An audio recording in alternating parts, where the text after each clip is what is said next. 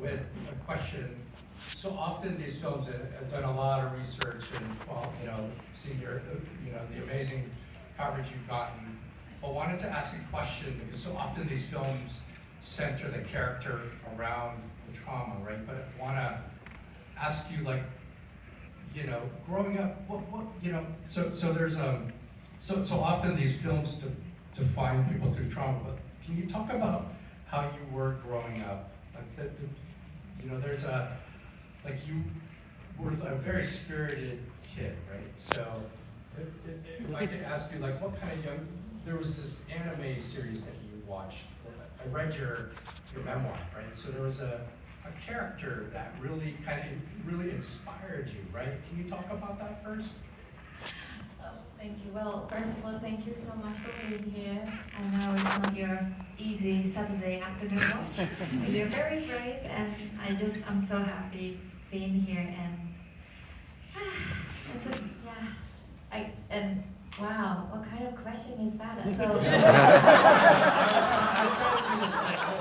so I read your memoir, right? So, and my guy up here fumbling away, trying. But you, like as a girl, like there was this anime character, right? Yes. Where it was sort of like, in the show was like would attack bullies, right? So can you talk about that? yeah, my hero in my childhood was this superhero called Anpanman. It's literally, I don't think it was. I've not heard of it. It's not like Dragon Ball, but it's another hero that he's literally, his face is sweet red beans filled bread. And wherever he goes, and when he finds someone who's weak, he just gives part of his face. And he saved the world. And yeah, he has been my favorite. And then how did there was an incident when you were a little kid, right? Now you start remember. Yes, and his best way of defending is a quite straightforward violation, punch. So yeah, it's not, so he just give a face, and then when he sees the bad guy, he just punch him. And the bad guy is always like Jem, the violence. But they have a really interesting combination. I mean, like, because without this gem, violence, there's no bread, right? Like, you need to ferment it. So it's kind of really interesting relationship. Now I know.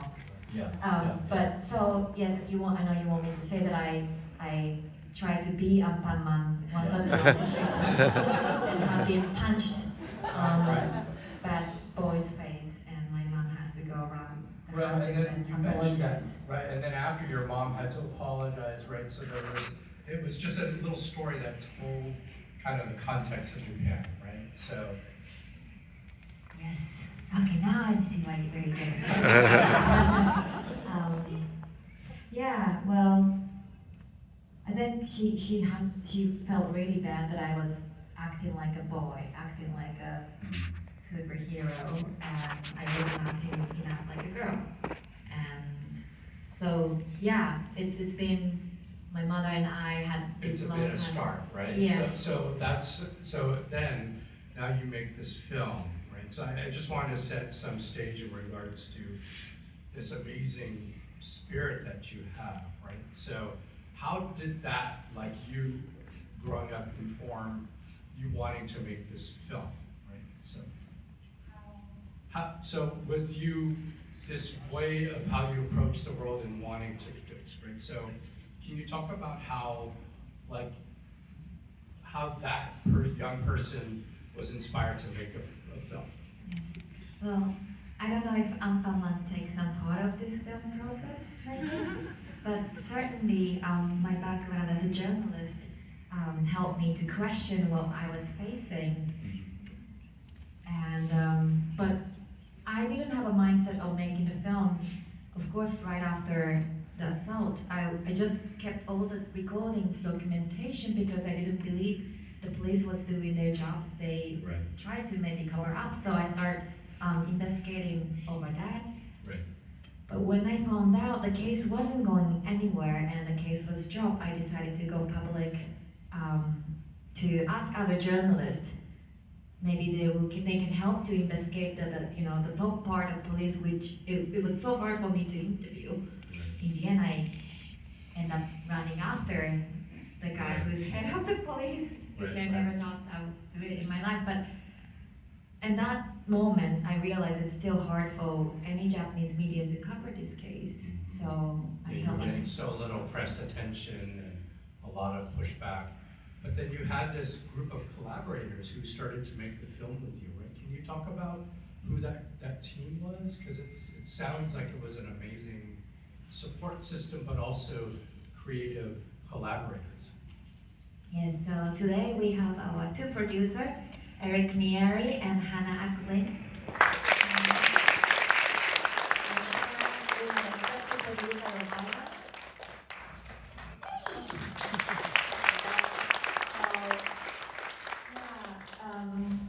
First of all, Hannah is the one who contacted me out of nowhere. She called me through Skype.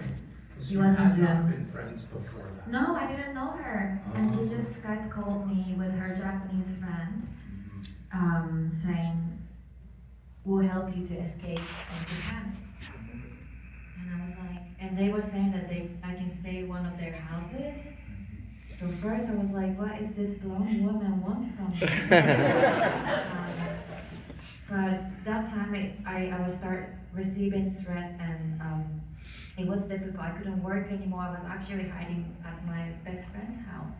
So I decided to take the chance and went over there and ended up sleeping under Hannah's desk, IKEA desk, for a couple of years. And where was that? In London. Yes. And Hannah is a journalist and she just decided to come back to Japan with me, and her friends supported us to fly back to Japan, and she said no one can harm Swedish human rights, standard. So she literally became like a human shield and went around to question these things. So she was the one who was behind the camera, but she wasn't really a professional camera woman. So, as you see, it's very real. We call it Hannah effect. Yeah, I've heard you talk about it. So I watched the film the third time today, but the style is so like that sort of curious eye. It's so perfect in terms of being able to visually represent, just sort of trying to see how it all comes about, right? So can you talk a little bit about the making of the film itself? Like, how was that for you, both as a journalist and a subject? I think as a journalistic part of me, it really helped to document everything. And because of Hannah and other friend who was willing to document, I didn't feel like I was filming that. They were always just next to me, really seeking the answer from these people. But when we moved into the editing room, that was the hardest time. That I had to sit chair as a director, and that time my journalistic part was kind of in the way. I was start thinking maybe I need to interview Yamaguchi, the offender, to be fair, and like how much is okay to put my emotions, and it was really hard. And I realized I'm quite different today, and it's not right to put my voice from today. So in the end, we decided to put everything chronologically and I didn't want to put any voiceover because it's not working. But one thing we did after the filming is that I went back through all the diary I had, and I just started remembering where I was at that time when I was writing the diary, why I had these phone calls. So I took my small camera to try to remember what I was looking at that time when I was in police station, what I was looking at from the window, so that I can take the audience through what I was surrounded. Sure. You started filming what year? When did you first start to film? 2017, but I already started some of the audio is from 2015, right after the South happened. So 8 years, 9 years, yes. Can you talk about the editing? Because what's incredible is the film, even though it was like not a super long time ago, but as a viewing experience, it feels very immediate, right? So it's like for at least how I watched it, it's felt like happening as it was happening to you, right? So So editing worked. Editing worked. Oh, great. Yeah, immensely well. Thank you. We had an amazing editor, Emma Ryan Yamazaki, and she's an amazing editor. She's also a director. Yeah, we want to make it as we didn't want to tell the story. I mean, for me, this is not about rape. It's about what happened after. So I didn't want to put any details of what happened towards the beginning. I didn't want to put audience with the mindset of details of violence. So we tried to put it after, towards the end. And also, other thing was that I didn't want to put anything traumatizing myself and audience again. So I especially didn't want to put anything visual. So I tried to do that. But yeah, we had amazing collaboration with Emma and other two editors, Maya and Mariko. So yeah, we were really, and they were really understanding how much time I needed. Sometimes when I realized that I don't remember much of the footage because it was too traumatic, so I had to stop myself sometimes, and sometimes I just fall asleep because that's how I was coping with my trauma. That's how you take care of it. Yeah. But towards the end, I realized I'm not sleeping anymore in the editing room, and that was the sign that it's getting there. Yeah, even with how the film is shot, there's such a respect and sensitivity.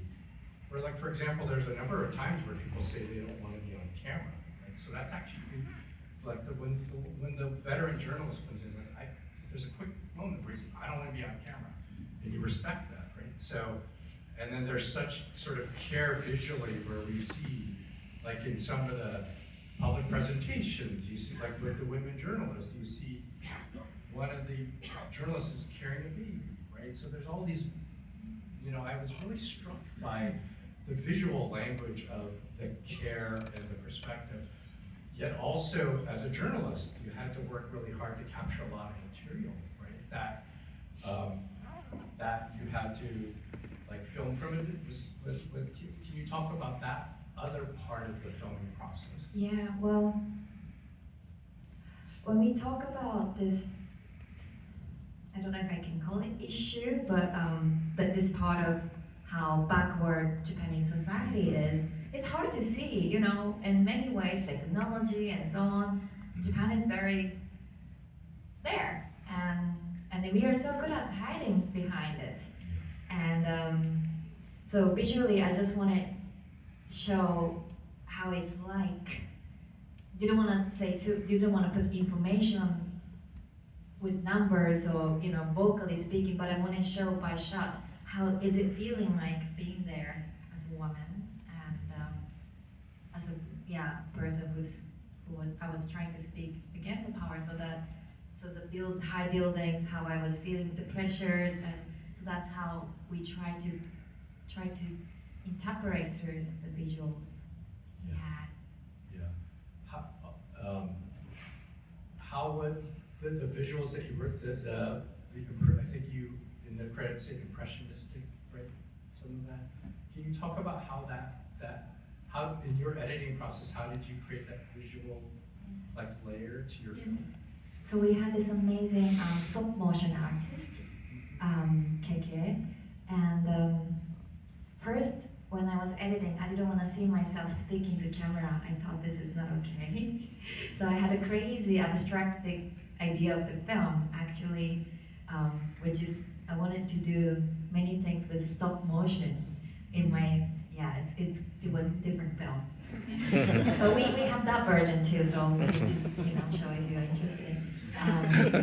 But because I didn't know how much is okay to put the emotion, so we made a lot of stop motion in my small apartment, how I was feeling, how I was writing myself on diary, because when I was speaking to Hannah on camera, I was a lot of adrenaline and telling her what's going on, but I wasn't really facing myself as a survivor, and that's what I wanted to do, because there are so many amazing films, but dealing with sexual violence, but I never seen a documentary film from survivor point of view. It's always told by a third person, and I just want to show myself as well that it is okay to tell your own story, and it's really empowering. It was in the end empowering experience that it almost healed me in a way, even though editing was constant of like exposing therapy session that I didn't remember and I had to remember. But now I can say that to you all, that if you have any trauma, make a film. It's one of way to heal. It's really gives you power, that you have power to tell a story, and through filmmaking you can do it alone. So you start having the family together. Making film takes a village, so that way I could go get through all the. We're still facing a lot of things from Japan, but I feel so supported because we have this team now, and that I didn't feel that way before as an independent journalist. So it's amazing. Maybe just carrying on with that, how do you see being a journalist versus a filmmaker? Like, what is? I mean, you're still both, right? So, I'm curious in terms of the work that you're committed to. Like, what do you want to do in film versus journalism? Like, do you see them differently at all? Well, I started my career working on a Reuters, and I just felt like all the information we are putting out there, it's consumed and forgotten quickly. And I wanted to do slower. Timeliness. Right? Yeah, it's about timeliness, and I wanted to do more of slow storytelling, and that's why I was more starting to make more documentary films. This is my first feature film, but I've been making all the TV docs before, and I just enjoy. I think it's more important to tell someone the story through one person, and just start seeing what's behind this person, society, and the history, the community. I think it gives you more space to reflect, and now making feature film, I'm just so excited that I get to share. I get to have this like whole huge like a therapy session in a way, right? It's really like a safe space, and even you don't know who's sitting next to you, you're here, you're safe. So especially a film like this, documentary like this, I think it's really important to be in a theater, to be in a safe space and to share. Yeah. Can you talk a little bit about like what are your plans for the film? Like it's everywhere. It's been very warmly received. Right? Starting with the Sundance premiere, but like, what are you? How are people using the film? And what are your plans in terms of how obviously you're on this run with release. The film's been getting really exceptional acclaim. The end of year awards, which is important for the film, but like, how are you using the film with people? What are your plans for the film? Yes, we've been fortunately traveling with the film. I feel like this year I've been living on my suitcase. But we've been screening everywhere but Japan, and my goal is to bring this film back to Japan. This is my love letter to my sister, to my family, to my friends, and but it's been still difficult. So for us, screening like this here in San Francisco and different parts of the world means a lot, because I know you're gonna make a good noise on the film. I hope you do, so we can reach back to Japan.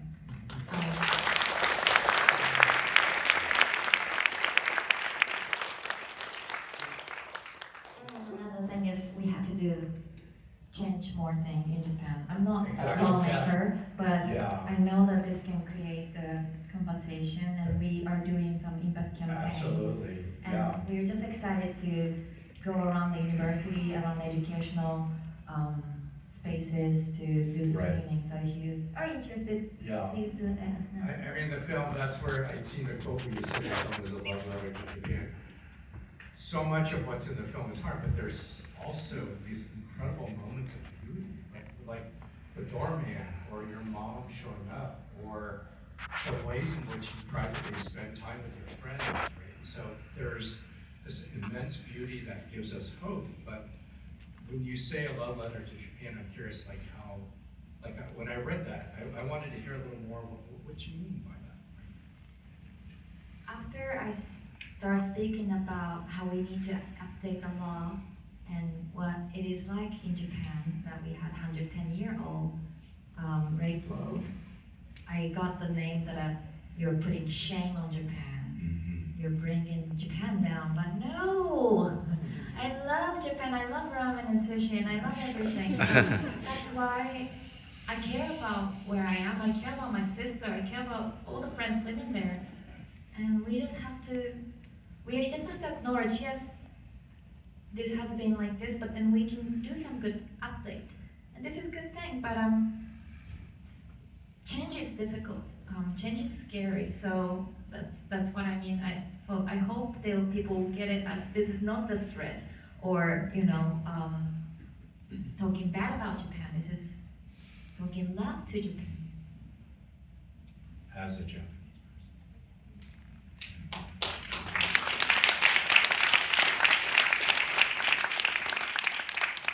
One more question. What are you doing next with the film?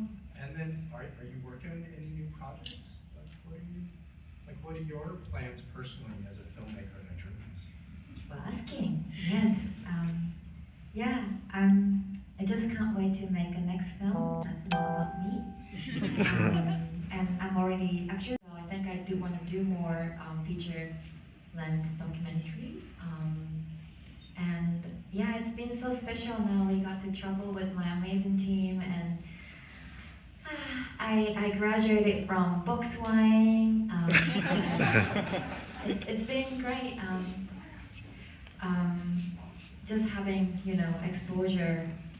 I believe once you throw the ball, it's gonna reach to somewhere. And now you got the ball, and I hope we can. Yeah, for me, next is to bring back to Japan. So that's what I really hope. But first, yeah, having a good time in San Francisco.